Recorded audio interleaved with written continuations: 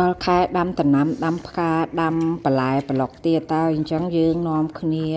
ស្វាដាំមកហើយព្រោះមានពីរខ្លីសម្រាប់ខែដាំអីវ៉ាន់ហ្នឹង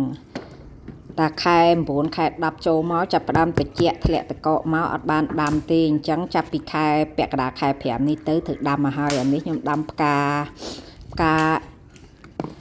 នេះឈ្មោះថាអ៊ីត្រង់យេតហើយវាមានគ្រប់ពណ៌ហើយស្អាតតាផ្កាហ្នឹងវីវ៉ាស់ដាំអត់ងាប់ទេវាងាប់ដើមពេលខែតកកដល់ពេលខែក្តៅវិញវារស់ឡើងវិញវាផ្កាវិញទៀតហើយពណ៌វាស្អាតផ្កាវាដុះបានរាប់ខែ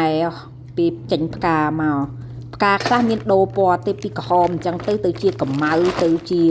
លឿងទៅជាខៀវអីអញ្ចឹងវាដូរពណ៌ប្រហែលពណ៌ក្នុងមួយដើមហ្នឹងស្អាតផ្កាហ្នឹងផ្កាហ្នឹងយើងដាំក្នុងផើងក៏បានដាំនៅក្រៅក៏បានខ្ញុំដាំក្នុងផើងខ្លះដាំក្រៅខ្លះចង់ដឹងសាក់ដាំក្នុងផើងចឹងហើយដល់ពេលខែលីវាសាក់លើកវាចូលទៅក្នុងផ្ទះមកផើងហ្នឹងចឹងណាទុកឲ្យវាលំអយើងនៅក្នុងផ្ទះដែរហាខាងក្រៅទុកចោលនឹងក្រៅអញ្ចឹងទៅហើយមើលពណ៌វាស្អាតអានេះពណ៌ផ្កាឈូករៀងដិតហ្មង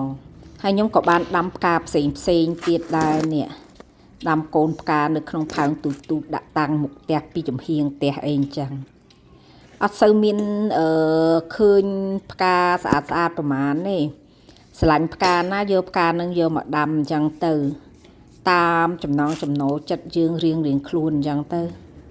ហើយផ្កានេះខ្ញុំដាំចម្រុះពណ៌គ្នាឲ្យវាឃើញស្អាតមានពណ៌ស្វាយពណ៌ផ្កាឈូកអញ្ចឹងទៅផ្កាឈូកមានផ្កាឈូកខ្ចីមានផ្កាឈូករៀងស្រស់បន្តិចហើយស្វាយនោះមានអាស្វាយឡើងដិតទៅស្វាយអាមួយពណ៌នោះទៀតស្វាយវារៀងមានសជាមួយគ្នាលាយចូលគ្នាមួយអាស្វាយស្លឹកស្វាយហ្នឹងស្អាតតាដាំបាន4ផើងដែរ2ផើងទូចហើយនឹង2ផើងធំដាក់តាំងនៅលើផ្ទះហើយអានេះមកពូជផ្សេងទៀតអានេះដាំចម្រុះចូលមួយគ្នាមួយដើមដែរអានេះស្លឹកវាដូចជ័រអញ្ចឹងតែផ្កាស្រស់ហេដូចថាអញ្ចឹងដល់សវ៉ាតដាំមកហើយបានឆាប់ឃើញស្អាតតែអញ្ចឹងលីវីមកទៀតតែអញ្ចឹងវាងាយបាននេះងាយបានដោះ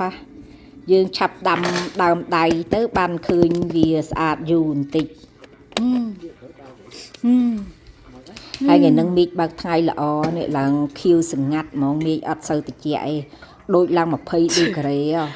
វីសិតគឺទេកូនហើយហ្នឹងមកដាំកូនពៅចង់ជួយដែរនេះឲ្យថោផ្កាប្រមាណថោហ្នឹងអូខេអរគុណច្រើនចំពោះការតាមដាន